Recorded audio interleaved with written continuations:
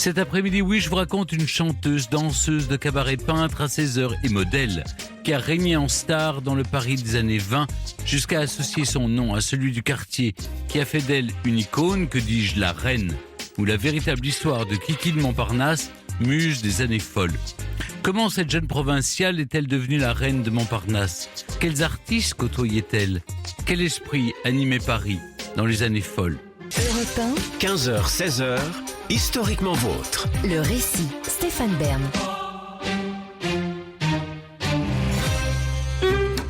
De Kiki de Montparnasse, vous connaissez forcément, peut-être même sans le savoir, le dos. C'est l'un des plus célèbres de l'histoire de la photo. Dans les années 20 à Paris, les années folles battent leur plein.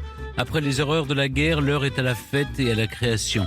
Les artistes du monde entier sont attirés par l'effervescence du quartier de Montparnasse. Parmi eux, un plasticien américain d'origine russe, Emmanuel Radnitsky, arrive dans la capitale en 1921. Comme pseudo d'artiste, il choisit 3 lettres de son prénom et 3 de son nom pour former Man Ray, qui signifie l'homme rayon. Et ça tombe bien, ce qui l'intéresse par-dessus tout, c'est la lumière qu'il travaille minutieusement dans ses photographies. Un jour de 1924, dans son studio parisien, Man Ray immortalise son amante, sa muse, qu'il a rencontrée voilà déjà quelques années à la Rotonde, l'une des grandes brasseries du quartier. La jeune femme a de nombreuses casquettes, parmi lesquelles chanteuse de cabaret. Son nom, Alice Prin, mais tout le monde la connaît mieux sous son nom de Kiki. Kiki de Montparnasse, forcément. Pour lui, Kiki pose, nue de dos, la tête légèrement de profil, avec un turban sur la tête. Assise sur un lit, elle laisse apparaître la naissance de ses fesses. Ses bras repliés mettent en valeur son dos qui attire sur lui toute la lumière. En demandant à Kiki de poser ainsi, Man Ray n'a rien inventé. Il rend hommage à la baigneuse Valpinson de Jean-Dominique Auguste Ingres, un grand peintre du XIXe siècle, un maître de l'orientalisme. Si sa grande odalisque est considérée comme un chef-d'œuvre, elle fut critiquée pour ses proportions grotesques. Son dos est anormalement long, la demoiselle a au moins 3 vertèbres de trop. De son côté, Man Ray se fiche complètement de coller à la réalité. Bien au contraire, l'artiste s'inscrit dans le courant des surréalistes. Comme son ami Marcel Duchamp, qui peint des moustaches à la Joconde, il parodie un classique. Une fois le tirage réalisé, il s'arme d'un crayon à la mine de plomb qu'il trempe dans de l'encre de Chine pour le transformer. De part et d'autre de la colonne vertébrale de son modèle, il dessine les ouïes d'un violon. Cette photographie, il l'intitule « Le violon d'Ingres », en hommage un peu parodique au peintre et pour faire allusion à sa passion bien connue pour le violon. D'autant que depuis le siècle dernier, et toujours de nos jours d'ailleurs, on utilise l'expression « un violon d'Ingres » pour signer le passe-temps préféré de quelqu'un. Eh bien, ce que l'on comprend avec cette photographie, c'est que le passe-temps préféré de Man Ray, c'est Kiki. Mais en faisant de sa muse une femme-objet, l'artiste ne rend pas hommage à celle dont le dos fait le tour du monde. Car Kiki de Montparnasse était une femme éprise d'indépendance, faite d'amour, mais pas assez d'eau fraîche. Sa vie fut remplie d'excès et de fêtes. Je vous raconte le destin hors du commun d'une reine de la nuit des années folles. Tout commence au début du siècle, et cela n'était pas prévu. Quel comble pour la muse des plus grands artistes de son époque que de n'être pas désiré. Naître. N-A-I-T-R-E. Oui, la future vedette des années folles est arrivée sur Terre par accident. Elle voit le jour loin, très loin des strass et des paillettes. Le 2 octobre 1901, dans une rue de Châtillon-sur-Seine, en Côte d'Or, une jeune femme de 18 ans est prise de vertige. C'est une ouvrière typographe sans le sou du nom de Marie Prin. Son ventre rond comme un ballon trahit la raison de son malaise. Assise sur un bord de trottoir, Marie accouche. Et voilà comment Alice Prin vient au monde. Son père s'en fiche, il ne la reconnaîtra pas. Pendant que sa mère part à Paris pour trouver du travail, l'enfant est élevé par sa grand-mère. Chère vieille grand-mère, comme elle la nomme dans ses mémoires, et qui, à la croire, sera le seul souvenir qu'elle évoque avec émotion, se souvenant des baisers de son visage tout ratatiné, les caresses de ses mains rugueuses, les seules choses douces de son enfance. Alice omet de citer parmi les choses douces qui lui viennent de sa grand-mère les belles culottes qu'elle lui coud avec les pantalons oubliés par sa mère. La petite fille aime déjà les froufrous et les belles dentelles à trous dans lesquelles on fait passer de larges rubans. Elle les aime tant qu'elle veut montrer l'objet de sa fierté. Un jour, Alors qu'elle a 8 ou 9 ans, Alice joue dans une représentation du Petit Poucet à la mairie de son village. Elle porte une splendide culotte sous son pantalon et veut que ça se voie. En pleine scène, elle s'arrange pour desserrer sa culotte qui tombe à ses pieds et se révèle au public. Imaginez le tableau. Une fillette dans le rôle d'un ogre qui perd sa culotte sur les planches, c'est surréaliste. Alice attend un triomphe, mais elle entend des hurlements. Les bonnes sœurs qui ont monté la pièce sont livides, elle peut être un peu rouge, mais l'histoire ne le dit pas. Quoi qu'il en soit, quand sa mère l'a fait venir à Paris pour qu'elle apprenne le métier de linotypiste, Alice traîne des pieds. Elle quitte la Bourgogne à 12 ans et rejoint l'école communale de la rue de Vaugirard dans la capitale. Pendant 1 an, elle subit les brimades d'une méchante maîtresse qui lui rase la tête à cause de ses poux. Alice sent les regards de ses camarades sur ses robes déchirées et ses jambes maigres. Et pour couronner le tout, elle ne comprend rien à ce qu'on lui raconte en cours. Calcul, orthographe, géographie, du charabia qui ne l'intéresse pas. À 13 ans et un jour, Alice quitte l'école. Sa place est ailleurs. Pour gagner son pain, elle travaille dans un atelier de brochage. Elle adore enfiler sa tenue. Une blouse en satinette plissée, ficelée à la taille avec un costume, une splendide paire de bottines à boutons d'un beau jaune avec une tige de drap gris. Si ce premier boulot l'emballe, c'est aussi parce que le sujet la titille. C'est la reliure du Kama Sutra. Il y avait là-dedans de quoi m'échauffer les oreilles et donner à mon entrecuisse des mouvements d'ailes d'oiseau qui n'arrivent pas à s'envoler, confessera-t-elle sans honte. Pour autant, elle ne s'offrira jamais à n'importe qui. Quand une amie essaye de l'entraîner dans la voie de la galanterie, elle refuse, quitte à dormir dans des sacs de sable dans des hangars vides. Pour survivre, Alice Prin enchaîne les petits boulots. Elle est tour à tour apprentie brocheuse, fleuriste, laveuse de bouteilles chez Félix Potin et même visseuse d'ailes d'avion. À 15 ans, on la retrouve bonne à tout faire chez une boulangère de la place Saint-Georges. La commerçante est une méchante femme, mais l'adolescente est contente de croiser du monde. Un jour, elle rencontre un sculpteur qui travaille dans un atelier, impasse Rondin. Il veut la prendre comme modèle. Devant lui, Alice se déshabille et, pour reprendre ses mots, montre toute sa boutique. D'après ses dires, sa mère, qui voulait savoir ce qu'elle trafiquait, l'aurait suivie. Voyant sa fille en tenue d'Ève face à un inconnu, elle serait entrée dans une colère noire et l'aurait traité de traînée avant de lui interdire de revenir à la maison. Voilà comment Alice Prin se retrouve à 15 ans dans la rue avec les quelques sous durement gagnés par sa première d'une longue série de séances de pause. Avec 5 francs en poche, elle trouve une petite chambre meublée. Un jour, sa voisine de palier lui confie un secret. Elle pose pour des grands peintres. C'est même la maîtresse de Chaim Soutine, un juif russe arrivé il y a peu dans la capitale. Une nuit d'hiver 1917, particulièrement rude, Soutine recueille les 2 filles chez lui. C'est lui qui a introduit Alice dans le milieu de Montparnasse. À ce moment-là, l'heure est à la fête. Les hécatombes causées par la Grande Guerre et la grippe espagnole ont traumatisé les hommes et les femmes. On veut s'enivrer pour oublier, danser pour évacuer. Montparnasse est alors le quartier des bistrots et des cabarets. Avec Soutine, Alice Prin se rend à la Rotonde, le mythique café du boulevard du Montparnasse qui existe depuis 1911. Mais elle n'a droit qu'au bar. Pour pouvoir s'asseoir aux tables de la grande salle avec les dames, il faut porter un chapeau. Et Alice n'a pas de chapeau. Alors, les premières fois, elle s'attable au bar. Mais les toilettes aussi ne sont accessibles qu'aux dames chapeautées. Et un jour, la jeune femme est prise d'une envie pressante. Parce qu'elle ne portait pas de chapeau, Alice Prin raconte dans ses mémoires avoir été contrainte d'uriner un jour dans la salle de la Rotonde. La honte. Bientôt, pour se faire une place parmi les dames, elle trouve un galurin et se fabrique une toilette qui fait chic. Comment ? En collant des échantillons de dentelle sur l'une de ses robes. Quand on a fait l'école de la rue comme elle, on sait se débrouiller. Alice Prin n'a peur de rien. Elle déborde d'énergie et d'envie. On l'entend de loin car elle parle fort avec sa voix gouailleuse. Bien en chair, elle est voluptueuse.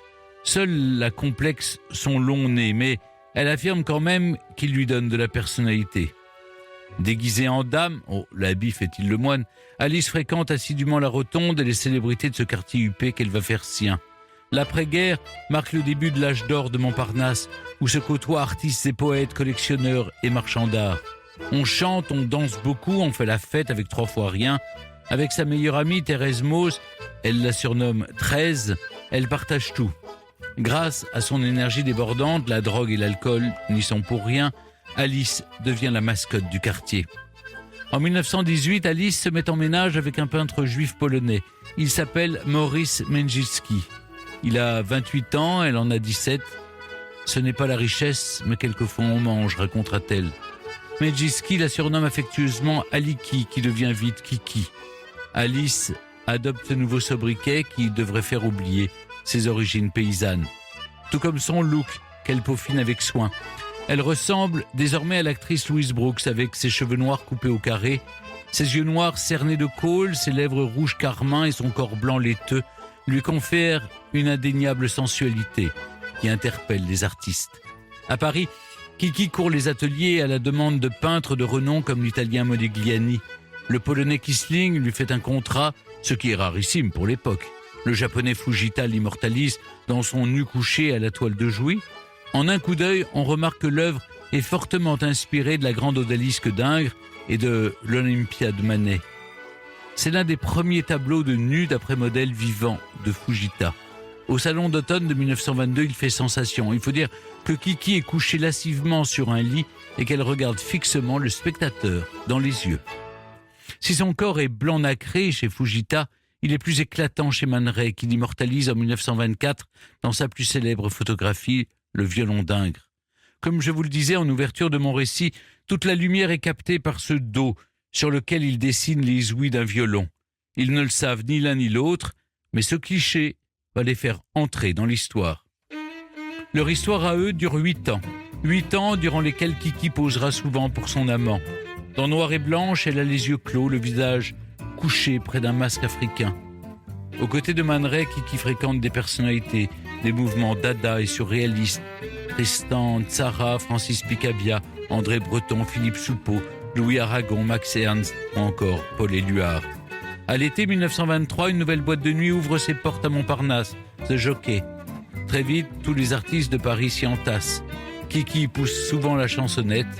Écoutons-la. J'avoue franchement, c'était le bon temps. On est jeune, on est inconscient. Tu te souviens des titines des culbutes, tout là-haut sur la butte. Tu étais haute comme ça, tu te venais jusqu'aux genoux, que tu étais rosse mon pauvre chou. Tu me cherchais des raisons, des disputes, tout là-haut sur la butte. Kiki devient la reine de Montparnasse seulement, même si c'est déjà beaucoup.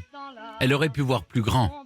À 22 ans, un journaliste américain l'emmène aux États-Unis, persuadé qu'elle y fera une brillante carrière. Mais à New York, Kiki se lève à midi. Elle joue les stars et arrive en retard au studio, oubliant que là-bas, elle n'est personne. Sa gouaille parisienne ne prend pas, le voyage est totalement vain. Mais cela ne l'empêche pas d'étoffer sa carrière et de tenter des choses chez elle à Paris. Modèle, Kiki de Montparnasse se fait aussi actrice. En 1924, on peut l'avoir joué son propre rôle dans L'Inhumaine de Marcel L'Herbier et La Galerie des Monstres de Jacques Catelin. Modèle et actrice, Kiki devient aussi artiste. Sur les conseils de Jean Cocteau, elle séjourne sur la Côte d'Azur où elle rencontre le futur auteur de Jules et Jim, qui l'encourage à dessiner et à peindre. Depuis quelque temps, elle croque déjà. À la Rotonde, Kiki faisait le portrait des soldats anglais et américains et leur vendait ses dessins pour 10 sous. En mars 1927, elle monte une exposition à la Galerie d'Art au Sacre du Printemps, rue du Cherche-Midi à Paris. Un journaliste décrit son travail ainsi. Les images de Kiki sont l'œuvre d'un enfant dont les yeux sont saisis par les couleurs vives et la disposition des objets. Qu'elle ait vu beaucoup de peintures modernes est évident, mais sa propre expression n'est pas entravée par la connaissance technique ou l'imitation. La simplicité absolue du résultat reflète une naïveté que l'on ne trouve que rarement aujourd'hui. Un autre écrit que sa peinture est aussi amusante qu'elle. Pour le Herald Tribune, il s'agit du vernissage le plus réussi de l'année. Ses œuvres se vendent bien. Alors, tout va pour le mieux dans la vie de Kiki ? Bien, pas le moins du monde. Difficile de l'imaginer, mais c'est à l'aube des années 30 que commence le début de la fin de Kiki de Montparnasse.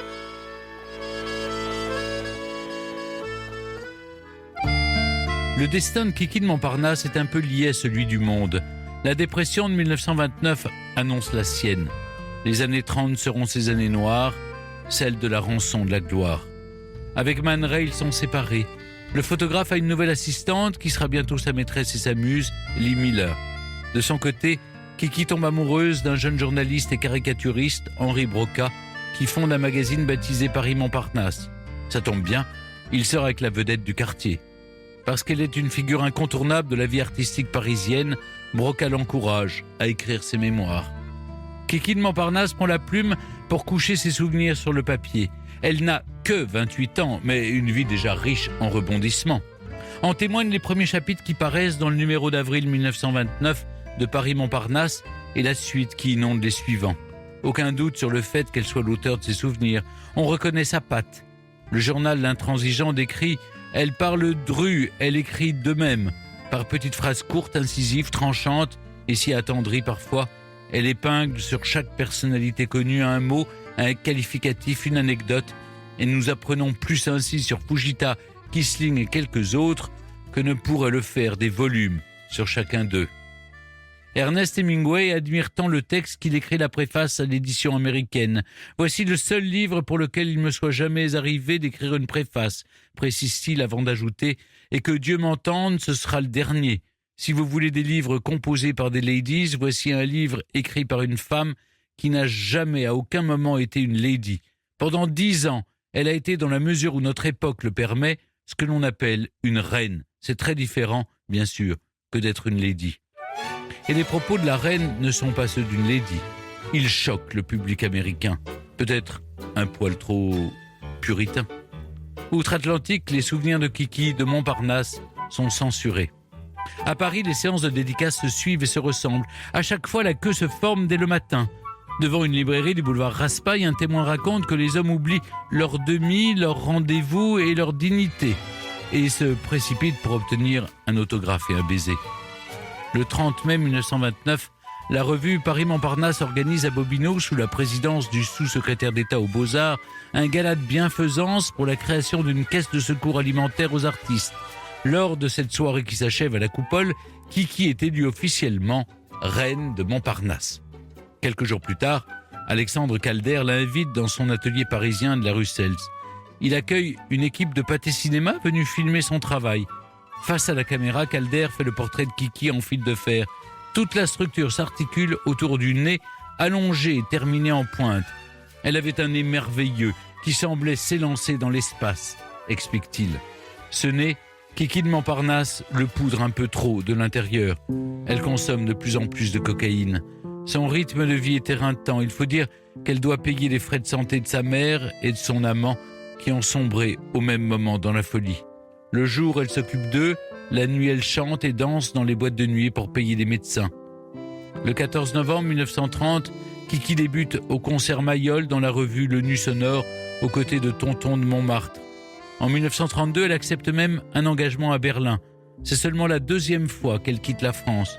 Ce sera la dernière. C'est là-bas qu'elle apprend le décès de sa mère. 3 ans plus tard, Broca la rejoint. Kiki a 33 ans et elle veut vivre. Il faut qu'elle vive. Pour éponger sa peine, elle use et abuse de drogue, d'alcool et de nourriture. Elle atteint les 80 kilos. Heureusement, cela ne l'empêche pas de poser encore. Père Croc, pour lequel je pose en ce moment, me réconforte, raconte-t-elle dans ses souvenirs. Il trouve ma croupe très belle et dit que ça le fait penser à un 3-mâts, toute voile dehors. Kiki fait ensuite le yo-yo sur la balance pour continuer à jouer dans des cabarets. En 1936, elle chante Nini Peau de Chien au Moulin de la Galette. On peut la voir aussi souvent danser au Bœuf sur le Toit, le célèbre cabaret de la rue de Penthièvre. Mais pourquoi n'aurait-elle pas son lieu à elle ? C'est ce que lui conseille son nouvel amant, le pianiste et accordéoniste André Larocque. Chez Kiki ouvre ses portes en 1937, rue Vavin, mais les soirées y sont si folles que le propriétaire des murs y met vite un terme. Bien déterminé à prendre soin de son amante, Larocque tente de la sevrer. Au début, c'est compliqué, mais il finit par y arriver. Et maintenant, je suis heureuse, gaie, je retrouve mes forces, je vis, je respire, je crois en l'avenir. J'ai un amant qui m'aime, que j'aime, nous serons heureux. Tout va bien, écrit celle qui vient de décrocher. Malheureusement, le bonheur va être de courte durée.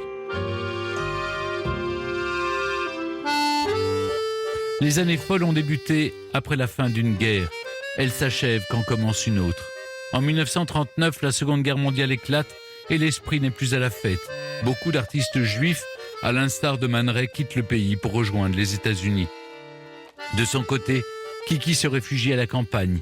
À la Libération, elle retrouve un Paris qui n'a rien à voir avec celui qu'elle a connu. Tout est en ruine, à commencer par elle. Son visage trahit sa mauvaise santé qui se détériore encore. André Larocque, qui n'est plus son amant mais son ami, l'aide à subvenir à ses besoins. En tapant ses souvenirs sur une machine à écrire, il la plonge dans une douce nostalgie qui lui offre un peu de bonheur. Sa vie fut mémorable, qui le sait. L'écrivain Frédéric Conner, déniaisé par elle à l'âge de 19 ans, se souvient d'avoir croisé peu de temps avant sa mort. Imaginez la porte du bar s'ouvrir. Kiki entre, elle porte un manteau de phoque très usé et un chapeau d'une taille ridicule avec une voilette qui cache ses yeux. J'avais l'impression qu'une terrible explosion s'était produite, ne laissant rien que d'horribles ruines, décrit Conner. Je scrutais son visage tandis qu'elle titubait vers le bar. Son visage était ravagé par l'âge au point de la rendre méconnaissable. C'était un visage où l'on sentait la mort toute proche, où l'on devinait déjà le cadavre. Un maquillage outrancier ne faisait qu'accentuer l'impression de décomposition qu'il donnait. Peu de temps après, le 23 mars 1953, la star des cabarets parisiens s'éteint à l'âge de 52 ans seulement. Morte comme elle est née, en chutant dans la rue, la reine de la nuit a rejoint les étoiles. On raconte que seul le peintre Fujita et sa meilleure amie Thérèse étaient présents à son enterrement. Au cimetière de Montparnasse ? Eh non, hélas. Kiki fut inhumée au cimetière de Thiers. Mais Montparnasse, elle l'a emporté avec elle, à n'en pas douter. Europe 1, historiquement vôtre. Juliette Singer, merci d'être toujours avec nous sur Europe 1. Kiki de Montparnasse s'est illustré il y a un siècle au cœur du Paris des années 20. Cette année, ses souvenirs sont réédités. Quels souvenirs, justement, il est important de garder de Kiki de Montparnasse ? Ses toiles, ses chansons, ses poses. Qu'est-ce qui vous paraît le plus représentatif de ce qu'elle était ? Pour moi, c'est avant tout un art de vivre, finalement, cet art de vivre, de se rendre au café. Alors, elle incarne aussi la parisienne que décrit André Varnaud dans Les berceaux de la jeune peinture et qu'on vient voir du monde entier. Finalement, cette parisienne qui est très libre, qui va au café, qui peut être célibataire, qui vit vraiment comme elle l'entend. Et Kiki de Montparnasse, pour moi, c'est vraiment avant tout une personnalité, une vivacité. Elle avait de la répartie, elle se laissait pas faire. C'était vraiment quelqu'un qui a fait de sa vie une œuvre d'art.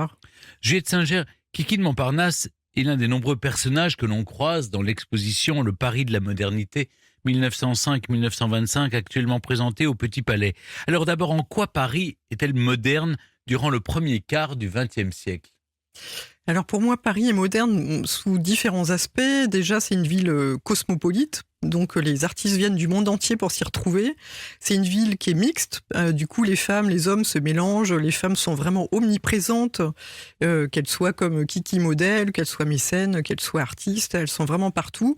Et puis, il y a une appétence forte pour l'innovation. Et donc, ces artistes modernes ne puisent pas leur inspiration dans des modèles du passé, mais ils vont regarder autour d'eux ce monde en transformation et en être des acteurs. Et donc, ils vont observer l'arrivée des avions, l'arrivée des automobiles, et ça va être une source d'inspiration également pour eux. Mais dans les années 20, Kiki de Montparnasse se fait connaître et Paris s'impose comme une ville-monde. Vous l'avez dit, la capitale française attire de nombreux étrangers, des artistes notamment. Mais pourquoi Paris est-elle si attractive ? Comment les étrangers découvrent son ambiance ? Comment ils la décrivent, cette ambiance ? Alors souvent, ils la décrivent un petit peu à l'instar de Chagall, qui va décrire Paris comme une ville de lumière et de liberté. Pour eux, il y a cette lumière qui est vraiment cet art moderne qu'ils vont découvrir à la fois dans les musées, dans les salons, dans les galeries, mais aussi cette liberté qu'ils vont respirer à plein poumon. Et souvent, c'est aussi par contraste qu'on voit combien Paris était une ville de liberté, puisque dans les pays d'Europe de l'Est ou en Russie, il y a des pogroms à l'époque. Aux États-Unis, à partir de 1920, il y a la prohibition. Il y a aussi des lois de ségrégation. Donc pour tous ces gens qui arrivent à Paris, il y a vraiment cet esprit de liberté, de pouvoir faire ce qu'on veut. Et donc, dans les années 20, ça va être Paris. Paris est une fête d'Hemingway qui décrit bien ce qu'ils ressentent. On comprend en suivant le parcours de l'exposition qu'au début du XXe siècle, le quartier parisien de Montmartre est un lieu de foisonnement artistique et culturel. Puis on observe une migration progressive des artistes vers le Montparnasse de Kiki. Comment vous expliquez cette transhumance, ce mouvement entre Montmartre et Montparnasse ? Alors Montmartre, effectivement, attirait beaucoup les artistes à la fin du 19e siècle et même au début du 20e siècle. Mais c'est vrai que déjà c'est mal famé, donc il y a quand même des histoires un petit peu louches. Il y a beaucoup d'immeubles en désuétude, il y a beaucoup de trafic. Et puis il commence à y avoir aussi beaucoup de travaux. Donc il y a sans arrêt des chantiers, des travaux. Et finalement, la création du métro qui va rejoindre la rive gauche à la rive droite de la Seine en 1910 va accélérer ce mouvement de migration des artistes qui vont quitter Montmartre pour Montparnasse, et notamment dans ce quartier autour du carrefour Vavin. Dans les années 20, Kiki de Montparnasse devient la reine du quartier. Elle reçoit ce surnom qui sonne comme un titre de noblesse finalement. Elle, qui n'est pas née à Paris, incarne pourtant parfaitement l'esprit du Montparnasse de l'époque. Oui, complètement. Déjà, elle est connue comme le loup blanc. Tout le monde la connaît. C'est vraiment une figure populaire, connue de tous.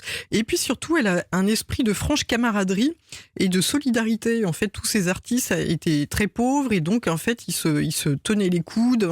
On s'offrait un café quand on pouvait en offrir un aux copains. On faisait la fête. On riait de bon cœur quand on pouvait.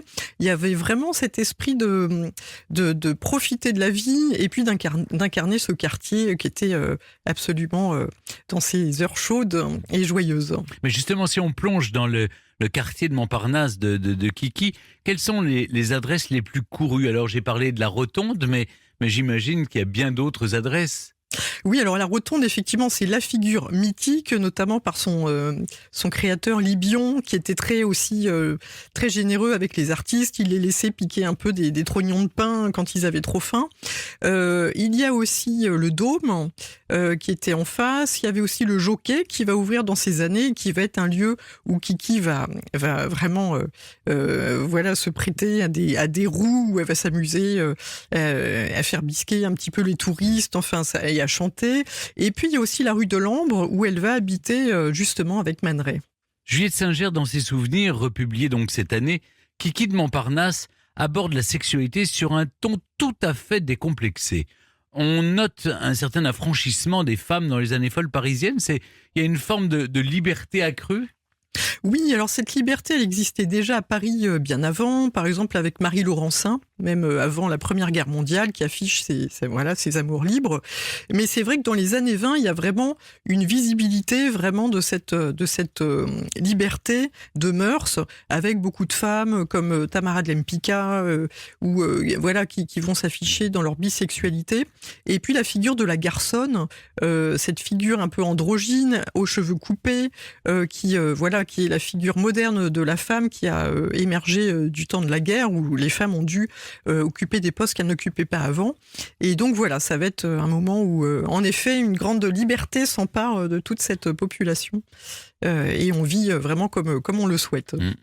Kiki évolue aux côtés des dadaïstes et des surréalistes. Qu'est-ce qui caractérise leur art et que l'on découvre dans le parcours de votre exposition ?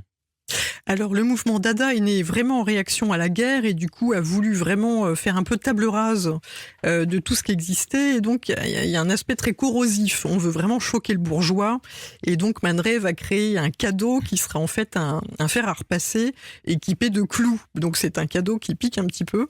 Donc l'esprit de Dada, c'est vraiment ça. Et puis un esprit d'expérimentation qui va aller dans des formes de création pas forcément très plaisantes au premier abord. Il va y avoir aussi le body art, il va y avoir aussi le frottage, des tas d'explorations, puis le surréalisme avec en chef de file André Breton, qui va explorer lui aussi en fait toutes ces zones un petit peu inconfortables de l'inconscient, du rêve, de ces explorations mentales qui ouvrent d'autres clés de compréhension du monde qui nous entoure. Kiki de Montparnasse, c'est la muse de ces nombreux artistes, a commencé par son amant Man Ray pendant 8 ans. L'œuvre la plus célèbre sur laquelle elle est représentée et dont on a parlé dans le récit, c'est le violon d'Ingres. On peut actuellement admirer ce cliché au Petit Palais, tout comme d'autres œuvres qui représentent Kiki de Montparnasse. Lesquelles, par exemple, Juliette Singer ? Alors Kiki de Montparnasse, dans l'exposition, je présente une très belle sculpture de Gargalo qui représente sa petite tête avec cette coupe que vous avez décrite, et cette coupe à la garçonne, très reconnaissable, et puis son nez en garde-brie, qui en effet a fait sa renommée. Et puis ces 2 photographies de Man Ray que vous évoquiez, noire et blanche, où elle est présente avec un masque africain. Il y a aussi ce film de Fernand Léger, Ballet mécanique, dans lequel l'artiste décompose un petit peu tous les mouvements des yeux, de la bouche, du corps de Kiki, et la transforme presque un petit peu en poupée mécanique, et dont on voit tous les mouvements pris dans un tourbillon sans fin qui s'accélère et qui enivre. Que sont devenus ces dessins, ces toiles personnelles, ces œuvres? Ont-elles disparu? Oui, alors malheureusement, effectivement, comme c'était un petit peu distribué au fil du vent, il n'y a pas un musée qui posséderait un fonds Kiki de Montparnasse, mais je ne désespère pas qu'un jour on retrouve ces œuvres, parce qu'effectivement, elle était connue pour avoir un bon coup de crayon et pour être une bonne artiste. Durant les années folles, quel type de réaction suscite cette modernité artistique dont vous parlez, cette liberté accrue, ces innovations techniques? Alors si pendant la Belle Époque et même pendant la guerre, il peut y avoir des œuvres qui font vraiment scandale, je pense à Parade, le ballet de Picasso qui va vraiment faire hurler les salles, et bien dans les années 20, finalement, le scandale est quelque chose qu'on va rechercher. Un peintre comme Kees van Dongen va vraiment même rechercher dans ses peintures à choquer, parce que finalement c'est gage de succès, et puis on se dit tiens, dès qu'il y a un scandale, finalement c'est que l'artiste est bon et moderne, et donc on va chercher cet aspect sulfureux et qui choque un petit peu le grand public. Pour terminer, Juliette Singer, les belles années de Kiki de Montparnasse se termineront avec les années folles. Mais vous avez choisi de terminer l'exposition par l'année 1925. Que se passe-t-il cette année-là? Pourquoi cette année particulière? Alors en 1925, il y a 2 événements très importants. Le premier, c'est la grande exposition des arts modernes et industriels qui vont donner leur nom aux arts déco, et qui vont vraiment marquer l'essor de ce mouvement à travers le monde. Donc cette exposition 1925 occupe une très grande partie de Paris, qui va entre la place de la Concorde, l'esplanade des Invalides et puis le Grand Palais. Et donc des pavillons vont représenter différentes provinces françaises. On a le pavillon aussi de Ruhlmann qui incarne vraiment cette élégance art déco de ces années 25. Et puis la modernité aussi de certains autres architectes tels que Robert Mallet Stevens avec son jardin des arbres cubistes.